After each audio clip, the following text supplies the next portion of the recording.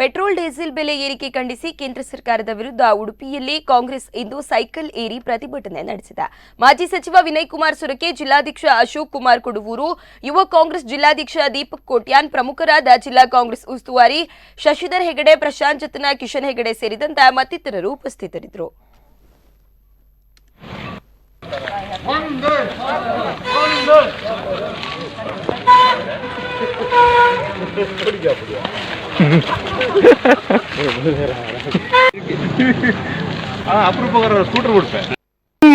ಜಾಥಾದಲ್ಲಿ ಭಾಗವಹಿಸಿದಂತ ಎಲ್ಲ ನಮ್ಮ ಆತ್ಮೀಯ ಸ್ನೇಹಿತರಿಗೆ ಅಭಿನಂದನೆಗಳನ್ನು ಸಲ್ಲಿಕೆ ಮಾಡಿಕೊಂಡು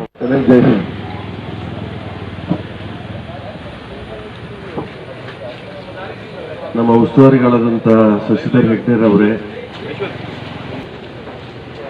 ಪತ್ರಕರ್ತ ಮಾಧ್ಯಮದ ಸ್ನೇಹಿತರೆ, ನಮಸ್ಕಾರ. ಇವತ್ತು ಪೆಟ್ರೋಲ್ ಬೆಲೆ, ಡೀಸೆಲ್ನ ಬೆಲೆ, ಗ್ಯಾಸಿನ ಬೆಲೆ, ಅದೇ ರೀತಿಯಾಗಿ ವಿದ್ಯುತ್ತಿನ ಬೆಲೆ, ಬಸ್ಸಿನ ರೇಟು, ಔಷಧಿಗಳ ಬೆಲೆ ವಿಪರೀತವಾದ ವಿಕೋಪಕ್ಕೆ ಹೋದಂತ ಸಮಯದಲ್ಲಿ ದಿನಬಳಕೆಯ ಎಲ್ಲ ವಸ್ತುಗಳು ಕೂಡ ಗಗನಕ್ಕೆ ಬೆಲೆ ಏರಿಕೆ ಗಗನಕ್ಕೆ ಏರಿರುವಂತ ಸಮಯದಲ್ಲಿ ಕಾರು ಎಲ್ಲವನ್ನು ತ್ಯಜಿಸಿ ಇವತ್ತು ಸೈಕಲ್ನ ಮುಖಾಂತರ ಜಾಥಾ ನಡೆಸಬೇಕು ಅನ್ನುವಂತ ರೀತಿ ಕಾರ್ಯಕ್ರಮ ಹಮ್ಮಿಕೊಂಡಿದ್ದೇವೆ. ಅದೇ ರೀತಿಯಾಗಿ ಈ ಬೆಲೆ ಏರಿಕೆಯನ್ನ